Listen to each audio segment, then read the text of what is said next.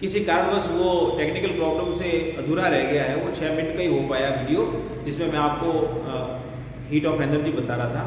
तो दूसरा कॉन्सेप्ट जो है इसी के कंटिन्यूएशन के अंदर उसको हम समझ रहे हैं, वो है हीट ऑफ एक्टिवेशन, जिसको हम बोलते हैं एक्टिवेशन एनर्जी, सक्रियण ऊर्जा। ये क्या है, इसको समझना बहुत जरूरी है। हम किसी केमिकल चेंज के अंदर ये देखते हैं कि अभिकारकों की सांद्रता समय के अनुसार कम होती जाती है और जो उत्पाद बनता है उसकी सांद्रता बढ़ती जाती है। तो अभिक्रिया की जो गति है वो डिपेंड करती है एनर्जी पे, रिएक्शन की जो अमाउंट ऑफ एनर्जी कितनी चाहिए उसके ऊपर डिपेंड करती है। तो एक्टिवेशन एनर्जी का हम कॉन्सेप्ट कैसे समझें कि जो रिएक्टेंट है उसके सारे मॉलिक्यूल प्रोडक्ट में कन्वर्ट नहीं होते हैं। समझ गए बात आप? भाई अभिक्रिया में दो चीज़ है, एक तो रिएक्टेंट है, दूसरा है प्रोडक्ट। तो जो total moles of the reactant is not converted in the product, complete जो है इसके अंदर कन्वर्जन संभव नहीं है किसी न किसी कारणों से, या तो फिजिकल कोई कारण है या केमिकल कारण हो सकते हैं। तो अगर ये 100% लब्धि नहीं होती है, कन्वर्जन नहीं होता है, एक इसके लिए अंदर फैक्टर एनर्जी का भी रहता है, उसको हम समझें। ये बहुत इंपॉर्टेंट है और ये किसी अभिक्रिया के वेग को निर्धारित करता है। जैसे मैं आपको बता रहा हूं कि जैसे एक रिएक्टेंट का मोल है, एक मॉलिक्यूल है, तो यहां पर कुछ भाग उसका काइनेटिक एनर्जी का किस में कन्वर्ट होना चाहिए, पोटेंशियल एनर्जी में कन्वर्ट होना चाहिए, कन्वर्जन हो जाएगा कुछ भाग। ये मस्ट है, ये कंडीशन है और ये फिक्स है। कुछ भाग काइनेटिक एनर्जी का किस में कन्वर्ट हो, पोटेंशियल एनर्जी में कन्वर्ट हो जाएगा। और ये जब होगा तभी वो क्या होगा, मॉलिक्यूल अभिक्रिया में भाग लेगा। और ये जो मिनिमम अमाउंट ऑफ एनर्जी जिसके पास होती है वही मॉलिक्यूल रिएक्टेंट का अभिक्रिया में भाग लेता है, और वही अभिक्रिया में भाग लेके क्या बनाता है, उत्पाद में परिवर्तित होता है। तो ये बहुत इंपॉर्टेंट और इंटरेस्टिंग बात है कि total number of molecules does not participated in the chemical reaction, only those which have the minimum amount of energy for required for the reaction. यानी कहने का मतलब है कि जो रिएक्टेंट और प्रोडक्ट इन दोनों के बीच में एक एनर्जी की रिक्वायरमेंट है, एक एनर्जी का बैरियर होता है, एक बाधा ऊर्जा की होती है। उस बाधा को जो पार करने के स्थिति में है रिएक्टेंट का वही मॉलिक्यूल जो इस बाधा को क्या कर सकता है, ओवरकम कर सकता है, इस एनर्जी बैरियर को क्या कर सकता है, पार कर सकता है, वो ही केवल अभिक्रिया में भाग लेता है और वही प्रोडक्ट में कन्वर्ट होता है। और उन अणुओं को हम बोलते हैं एक्टिव मॉलिक्यूल्स, वो सक्रिय अणु कहलाते हैं। तो सक्रिय अणु कौन से हुए, ये रिएक्टेंट के वो मॉलिक्यूल्स हुए जिनके पास अभिक्रिया के अंदर ऊर्जा रोधक या एनर्जी बैरियर को पार करने के लिए न्यूनतम आवश्यक ऊर्जा का भाग होता है। जिनके पास क्या है, मिनिमम अमाउंट ऑफ एनर्जी है, वही केवल जो है अभिक्रिया में भाग लेंगे। और ये जो एनर्जी बैरियर है, ये जो ऊर्जा का अवरोधक है रिएक्टेंट और प्रोडक्ट के बीच में, वो कहलाता है एक्टिवेशन एनर्जी, सक्रियण ऊर्जा।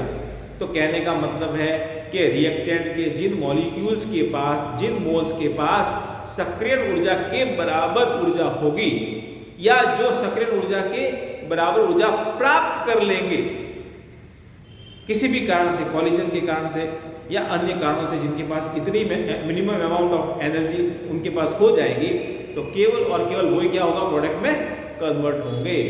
तो ये एक्टिवेशन एनर्जी का जो कॉन्सेप्ट है ये बहुत क्लियर है और बहुत इंपॉर्टेंट है। इसका कारण है कि जो केमिकल रिएक्शन है, अभिक्रिया है, अभिक्रिया की गति, rate of reaction. Rate of reaction क्या है, हम जानते हैं कोई केमिकल चेंज हो रहा है तो उसके अंदर रिएक्टेंट भाग ले रहे हैं, प्रोडक्ट में कन्वर्ट हो रहे हैं। तो क्या होता है कि जैसे जैसे समय बीतता है वैसे वैसे रिएक्टेंट की कंसंट्रेशन तो कम होती जाती है, बट प्रोडक्ट की कंसंट्रेशन बढ़ती जाती है। तो किसी भी समय पर यदि हम चाहें कि अभिक्रिया की दर क्या है, तो उसके लिए क्या होगा, the rate of change, rate of reaction is equal to the rate of change of the concentration of reactant with the time, या we can say the rate of decrease of the concentration of the reactant with the time, या in the unit time is known as the rate of reaction। इकाई समय में जो आपका अभिकारक है उसकी सांद्रता में कितनी कमी हो रही है, वो आपकी अभिक्रिया की दर है। और दूसरे शब्दों में क्या होगा, इकाई समय में जो उत्पाद है, प्रोडक्ट है, उसकी सांद्रता में कितनी वृद्धि हो रही है, rate of the increase in the concentration of the product in unit time is also known as the rate of reaction. तो ये अभिक्रिया की जो दर है, ये जो रेट ऑफ रिएक्शन है, ये सीधा सीधा डिपेंड करती है एक्टिवेशन एनर्जी पर, क्योंकि जिसकी एक्टिवेशन एनर्जी अभिक्रिया की ज्यादा होगी उस अभिक्रिया की दर भी कम होगी। जिस अभिक्रिया के अंदर एनर्जी बैरियर जो है या एनर्जी ऑफ एक्टिवेशन है उसकी वैल्यू ज़्यादा है तो उस अभिक्रिया की दर, रेट ऑफ रिएक्शन भी कम होती है। और इसके विपरीत जहाँ एनर्जी बैरियर कम है, छोटा है, वहाँ क्या होगा, बहुत ज़्यादा रिएक्टेंट के मॉलिक्यूल्स जो हैं वो बाधा को पार कर लेंगे और मिनिमम अमाउंट ऑफ एनर्जी वो एक्वायर कर लेंगे। इसलिए क्या हो जाएगा, वहाँ अभिक्रिया की दर बढ़ जाएगी और ज़्यादा रिएक्टेंट के मॉलिक्यूल्स कन्वर्ट होंगे प्रोडक्ट में। तो एक्टिवेशन एनर्जी से हम रेट ऑफ रिएक्शन का पता कर सकते हैं, एक बात। दूसरी बात आपने देखा होगा एक्सोथर्मिक, जहाँ अभिक्रिया में ऊष्मा निकलती है उसकी रेट ऑफ रिएक्शन हमेशा ज़्यादा होती है क्योंकि उसकी एक्टिवेशन एनर्जी का मान कम होता है। तो इसका एनर्जी प्रोफाइल डायग्राम से हम और ज़्यादा अच्छे से समझ पाएंगे कि कोई अभिक्रिया है, मैं यहाँ अभिक्रिया लिखता हूँ, मीथेन है और इस प्रकार से यहाँ पर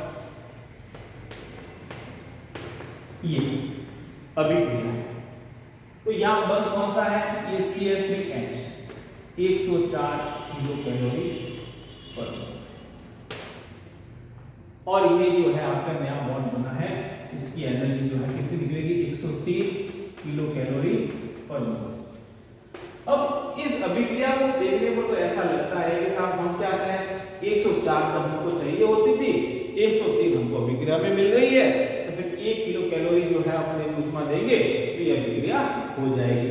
बाकी ऐसा नहीं होता है। यहाँ पे डेल्टा एस जो है आपका वो कितना है, वो है +1 किलो कैलोरी पर मोल। और इस अभिक्रिया के लिए जो आवश्यक ऊष्मा है वो कितनी है, वो है 4 किलो कैलोरी पर मोल। तो ये कहलाता है एक्टिवेशन एनर्जी। इस अभिक्रिया के लिए जो एक्टिवेशन एनर्जी का मान कितना है, 4 किलो कैलोरी पर मोल। यदि 4 किलो कैलोरी पर मोल अभिक्रिया जो है इनको प्राप्त होगी तो ये किस में कन्वर्ट हो जाएंगे, आपके प्रोडक्ट में कन्वर्ट हो जाएंगे, एक्टिव हो जाएंगे, अदरवाइज ये अभिक्रिया नहीं होगी। ये इसका एनर्जी प्रोफाइल डायग्राम। यहाँ y अक्ष पे है पोटेंशियल एनर्जी, स्थितिज ऊर्जा, और यहाँ पर x अक्ष पे हम क्या लिख रहे हैं, यहाँ है प्रोग्रेस ऑफ रिएक्शन। जैसे जैसे समय बीतता जाता है अभिक्रिया की क्या प्रोग्रेस है उसको हम यहाँ प्लॉट करके देखते हैं। तो यहाँ आपका मान लीजिए रिएक्टेंट है, that is your methane plus this Cl3 radical. तो कॉलिजन हो रहा है, अभिक्रिया हो रही है और अभिक्रिया में क्या ऊष्मा का मान बढ़ रहा है।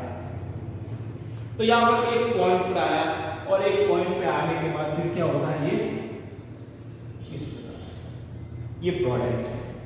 तो ये जो एनर्जी है रिएक्टेंट और ये हाईएस्ट जो एनर्जी यहाँ पर आती है इसको क्या कहते हैं, एनर्जी ऑफ एक्टिवेशन, जो इस अभिक्रिया के लिए कितनी है, 4 किलो कैलोरी पर मोल। और ये आपके एंथैल्पी का मान है, डेल्टा एच इस अभिक्रिया के लिए कितना है, इट इज +1 किलो कैलोरी पर मोल। तो ये एनर्जी ऑफ एक्टिवेशन या रिएक्टेंट पड़ा या प्रोडक्ट है। तो यहाँ पर जो जो मोल्स इस रिएक्टेंट के जो मॉलिक्यूल्स ये 4 किलो कैलोरी पर मोल एनर्जी बैरियर तक पहुंच गए वो किस में कन्वर्ट हो जाएंगे, प्रोडक्ट में कन्वर्ट हो जाएंगे।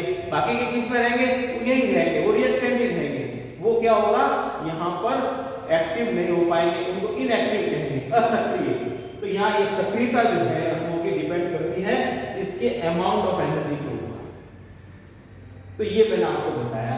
तो यहाँ पर ये मान एक्टिवेशन एनर्जी का, एनर्जी बैरियर का जितना कम होगा उतना ही क्या होगा, उसके अंदर ज्यादा मॉलिक्यूल्स जो है इस बैरियर को पार करेंगे और प्रोडक्ट में कन्वर्ट होंगे, तो रेट ऑफ रिएक्शन उसकी बढ़ जाएगी। और इसके विपरीत यदि ये मान ज्यादा हो गया तो ज्यादा मान होने से फिर क्या होगा, यहां पर उस बैरियर को पार करने के लिए कुछ ही मॉलिक्यूल्स होंगे, बहुत ज्यादा मॉलिक्यूल्स नहीं होंगे। तो इस प्रकार से क्या हो जाएगा, जो रिएक्टेंट की सांद्रता है वो अनरिएक्टेड हो जाएगी और बहुत सारे कम मॉलिक्यूल जो हैं वो क्या हो जाएंगे, कन्वर्ट होंगे, इसलिए उसकी रेट ऑफ रिएक्शन कम होगी। ये मैंने क्लोरीनेशन का एग्जांपल दिया है। एक दूसरा एग्जांपल भी हम यहाँ समझ लेते हैं साथ ही साथ में कि मीथेन का क्या हो जाए, ब्रोमिनेशन।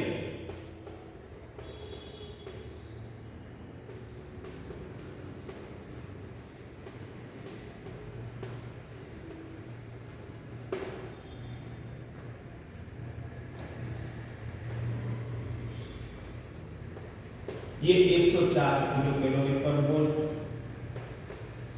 और ये HBr यहाँ ये जो बॉन्ड बनता है तो 88 किलो कैलोरी प्रति मोल। तो यहाँ पर हम ये देखेंगे कि निकलने वाली ऊष्मा जो है वो क्या है, कम है, और जो चाहिए वो ऊष्मा ज्यादा है। तो इसका मतलब ये है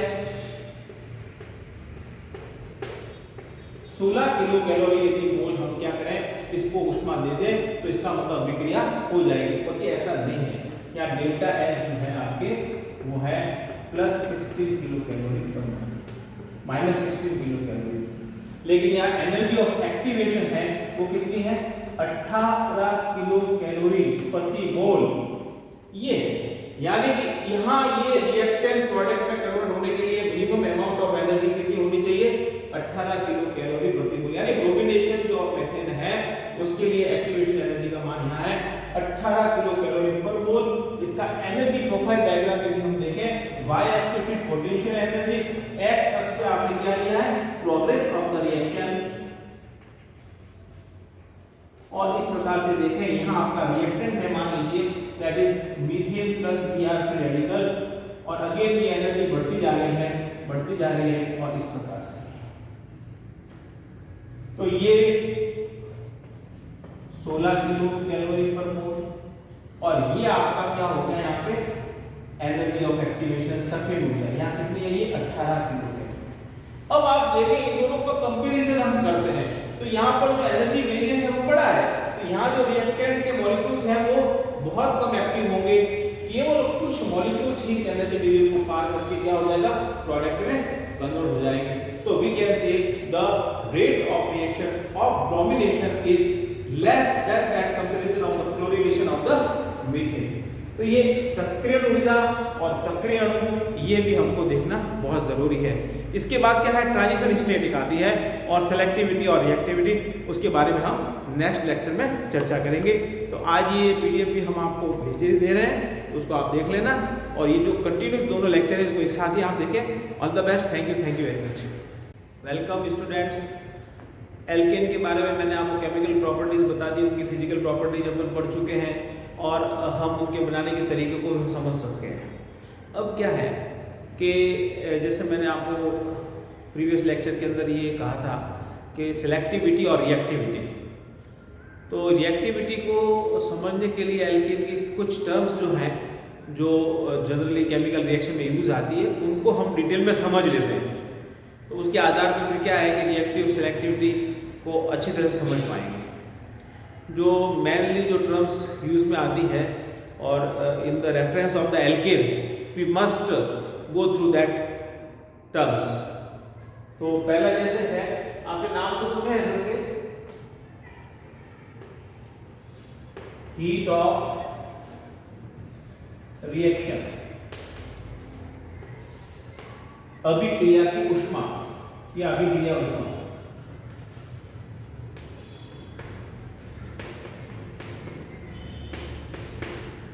हीट ऑफ रिएक्शन, तो सामान्य भाषा में तो अगर इसको अपन देखेंगे ये कि जो अभिक्रिया हो रही है उस अभिक्रिया को होने के लिए जितनी ऊष्मा की आवश्यकता होती है सामान्य परिस्थिति में, भाई हमको केमिकल चेंज है, ये केमिकल रिएक्शन, केमिकल रिएक्शन में क्या केमिकल चेंज होता है, मतलब कहने का है कि कुछ बंध तो टूट जाते हैं और कुछ नए बंध बनते हैं। तो बंध जो टूटते हैं तो उनको तो ऊर्जा देनी पड़ती, और जो बंध नहीं बनते हैं तो ऊष्मा निकलती है। तो ये जो डिफरेंस होता है इसको एंथैल्पी कहते हैं हम, heat content of the reaction कहा जाता है। तो ये जो heat content of the reaction है वो कितना है, वो अभिक्रिया की ऊष्मा कहलाती है। तो या तो हमको क्या ऊष्मा के आधार पे हम जानते हैं अभिक्रिया दो प्रकार की होती है। अंग्रेजी में एक तो कहते हैं एक्सोथर्मिक, एक्सोथर्मिक या उसको क्या कहेंगे ऊष्मा क्षेपी, तो ऊष्माक्षेपी या एक्सोथर्मिक रिएक्शन तो वो होती है जिसमें जो हीट कंटेंट है आपका वो negative, enthalpy delta H is equal to negative. कहने का मतलब है जिसमें ऊष्मा निकलती है, एक्स्ट्रा एनर्जी निकलती है, वो एक्सोथर्मिक ऊष्माक्षेपी अभिक्रिया। और दूसरी अभिक्रिया वे होती है जिसको ऊष्माशोषी अभिक्रिया होती है, जिसको हम बोलते हैं एंडोथर्मिक। तो एंडोथर्मिक अभिक्रिया में क्या होता है, अभिक्रिया में ऊष्मा का अवशोषण, ऊष्मा की आवश्यकता होती है, और यहाँ डेल्टा एच पॉजिटिव होता है। जो हीट कंटेंट होता है आपका वो कैसा होता है, आपके इंक्रीज होता है। तो इस आधार पर हम अभिक्रिया की ऊष्मा का पता लगा सकते हैं। तो इसकी जो अगर हम डेफिनेशन की बात करें, यदि हम इसकी परिभाषा की बात करें तो परिभाषा इसकी ये हम हो सकती है कि कोई अभिक्रिया यदि हो रही है तो उसकी जो रिएक्टेंट है यानी जो अभिकारक है उनको प्रोडक्ट में कन्वर्ट करने के लिए पर मोल जितनी ऊष्मा की आवश्यकता कहलाती होती है वो उसकी अभिक्रिया की ऊष्मा कहलाती है। चाहे वो पर मोल एनर्जी इवॉल्व्ड हो रही है, निकल रही है, लिबरेट हो रही है, या पर मोल एनर्जी कंज्यूम हो रही है, एब्जॉर्ब हो रही है। ठीक है ना। तो in a reaction, in a chemical reaction, the energy evolve, liberated और absorbed by per mole of the reactant is known as the heat of reaction. For example के आधार पर हम देखते हैं इसको। जैसे ये है एक अभिक्रिया,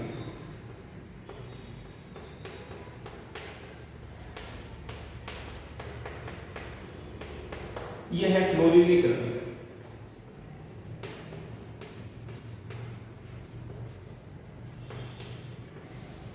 मेथेन का क्लोरीनीकरण।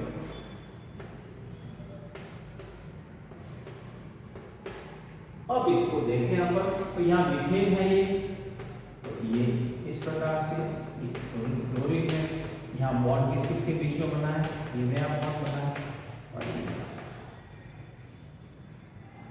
ये बंध टूटा है, कार्बन हाइड्रोजन का बंध टूटा है, और ये बंध तोड़ने के लिए 104 किलो कैलोरी, यानी कि अभिक्रिया के दौरान जितनी ऊष्मा पर मोल रिएक्टेंट की अवशोषित होती है या लिबरेट होती है या क्या कह सकते हैं उत्सर्जित होती है, उसको आप क्या कहेंगे, हीट ऑफ रिएक्शन। यहाँ पर ये बंध टूटने के लिए 50 किलो कैलोरी पर H और Cl 103 किलो कैलोरी। अब आप इसको देखें, ये जो ऊष्मा की आवश्यकता है वो कितनी है, 162 किलो कैलोरी प्रति मोल। ये अभिक्रिया जो होगी और ये जो बंध टूटेंगे अभिक्रिया के दौरान, उसके लिए बंध तोड़ने के लिए हमें कितनी आवश्यकता ऊष्मा की, 162 किलो कैलोरी पर मोल, और यहाँ ये 84 किलो कैलोरी पर मोल। तो यहाँ जो लिबरेट हो रही है एनर्जी वो कितनी है, 187 किलो कैलोरी।